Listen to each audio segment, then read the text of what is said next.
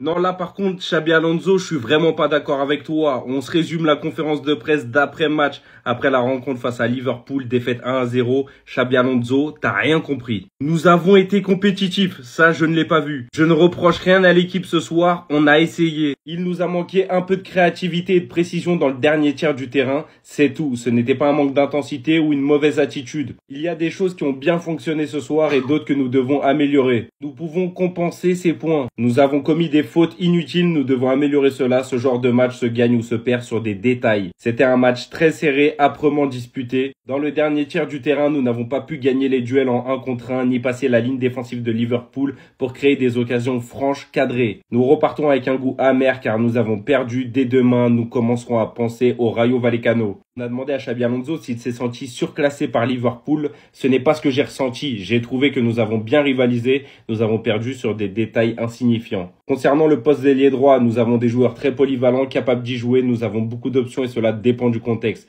Nous pouvons même faire jouer à droite quelqu'un qui n'est pas un véritable ailier droit. Nous avons perdu le match parce que nous n'arrêtions pas de faire des fautes près de la surface. C'est tout pour cette conférence de presse d'après-match de Xabi Alonso. Qu'est-ce que vous en avez pensé? Êtes-vous d'accord avec ce qu'il nous dit ou pas? Répondez-moi dans les commentaires. Les gars, il était où Vinicius hier soir, s'il vous plaît? Est-ce que vous l'avez vu ou...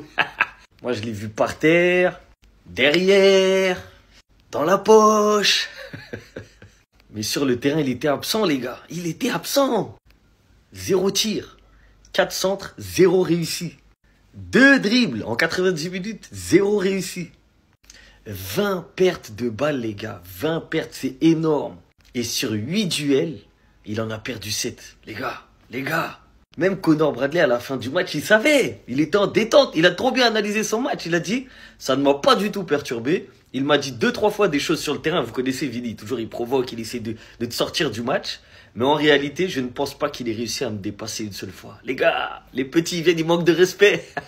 Et ces chiffres-là, faut en parler. Parce que si c'était Kiki, ça allait faire beaucoup plus de bruit. Et là, comme c'est Vini, vas-y, ça parle, mais vite fait. Donc ce petit-là, il faut lui faire les félicitations aussi. Parce que l'année dernière, il avait pocket Mbappé. Cette année, il a pocket Vini. Les gars, lui, quand il joue contre le Real, il est en mode Super Saiyan. Il veut rien savoir. Personne passe de son côté.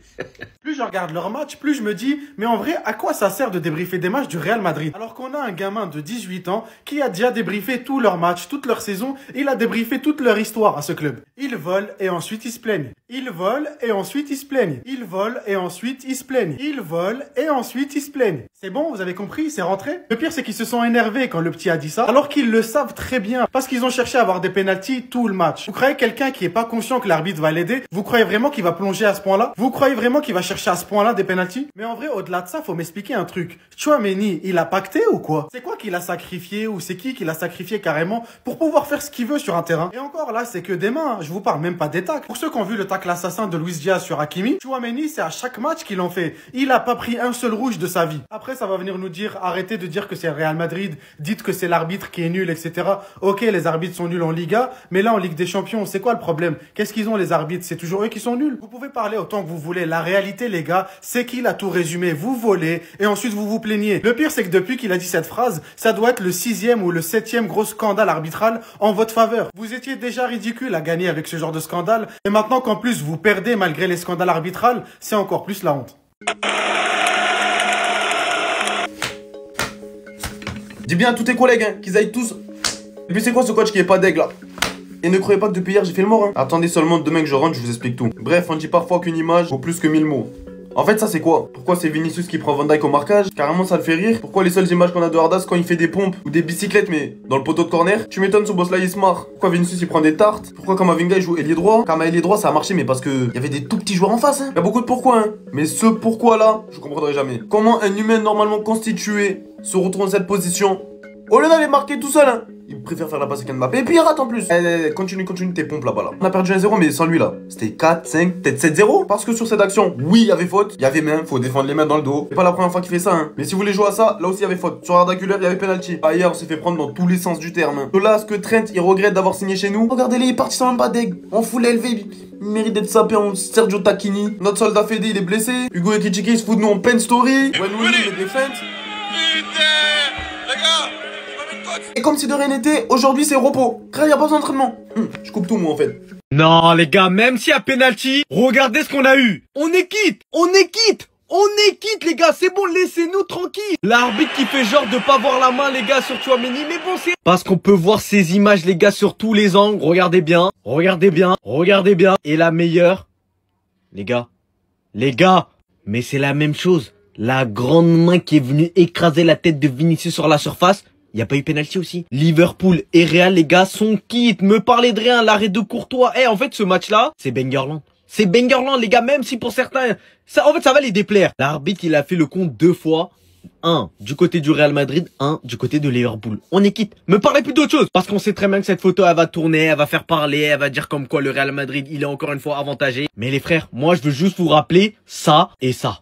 On est qui? Me parlez de rien. La seconde mi-temps, on espère qu'elle va se passer bien. Et du côté du PSG, les frères, c'est trop une singerie. Dembélé qui a fait 25 minutes et qui sort déjà sur blessure. Fâchez-vous comme vous voulez dans les commentaires. Tant que ce mec-là, il sera en pointe, le Real Madrid, ils vont jamais gagner une Ligue des Champions de leur vie. Oubliez, sortez ce rêve de votre tête. Le match de Kylian ce soir, c'est une insulte au poste de numéro 9. Foutez-le-moi sur un côté. Qu'il ait un peu d'espace, qu'il aille dribbler, faire la différence. Qu'il a passé son temps à décrocher pour faire des tours sur lui-même. Dans la surface, il sert à rien. Le jeu de tête, c'est zéro. On joue des grosses équipes comme Liverpool qui mettent une intensité énorme. On n'arrive pas à trouver la solution balle au pied, tu peux même pas centrer pour trouver une tête dans la surface. Au lieu d'avoir des armes offensives en plus, on s'handicape. Des souliers d'or, des Pichichi, il va en prendre. Même la Ligue 1, on peut la gagner, y a pas de problème. Individuellement, l'équipe, elle a trop de qualité, ils sont trop au-dessus du lot pour ce championnat. Avec des joueurs comme Mbappé, Vinicius, Bellingham, tu vas toujours réussir à inventer un truc. Les seules équipes qui posent problème, c'est l'Atlético qui nous a giflé la dernière fois et le Barça qui joue super haut et qui mise tout sur l'attaque. La victoire au Classico, elle nous a mis de la poudre aux yeux, mais les espaces qu'ils laissaient dans leur dos, c'était atroce. Mbappé, dans un match comme ça, il peut que se régaler. Mais quand tu joues un gros match comme celui de ce soir face à Liverpool, suffit que l'équipe elle joue bloc bas, qu'il sache défendre un minimum, c'est terminé. T'es inexistant. Des triplés contre Oviedo, des doublés contre Etafé, c'est bien. Je dénigre pas les petits matchs parce que 90% du temps c'est ça. Et quand est-ce que nous, supporters du Real, on va arriver serein dans un gros match et dire c'est bon, on a Mbappé comme à l'époque avec Cristiano Ronaldo, on disait on a CR7.